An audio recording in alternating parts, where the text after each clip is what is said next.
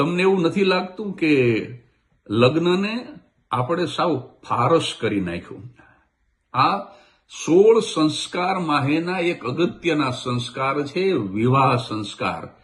એના બદલે આપણે સાવ ફારસ કરી નાખ્યા લગ્નને.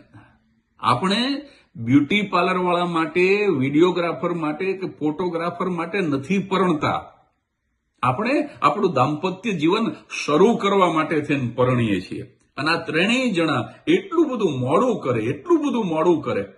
એ લોકો બહુ મોટો ચાર્જ લે છે એની સામે મને વાંધો નથી, પણ સાહેબ તમારા શુભ મુહૂર્ત પણ ન જળવાય એટલી હદે તમારો લગ્નનો કાર્યક્રમ મોડો કરી મૂકે.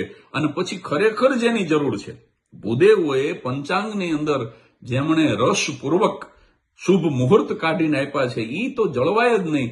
અને પછી તે જે ખરેખર જે વિધિની જરૂર છે, અગ્નિની સાક્ષીએ, ભૂદેવોની સાક્ષીએ, વડીલોની સાક્ષીએ મંત્રોચ્ચાર સાથે જે લગ્નનો વિધિ છે એ તો પાછા આપણે સરખી રીતે કરતા જ નથી. આપણે ગોર બાપાને આમાં ચપટી વગાડી, હલો બાપા મોડું થાય, ઉતાવળ કરજો. તો બજાર વચ્ચે અભદ્ર વસ્ત્રો પહેરીને તમે જયારે ડિસ્કો કરતા હતા ત્યારે મોડું નહોતું થતું? આપણે જેને લક્ષ્મી કહીએ છીએ અને જેની પૂજા કરીએ છીએ એને રોડ ઉપર ઉડાડતા હતા ત્યારે મોડું નહોતું થતું? ખરેખર વિચારવાની જરૂર છે. જાગો મારા વાલા.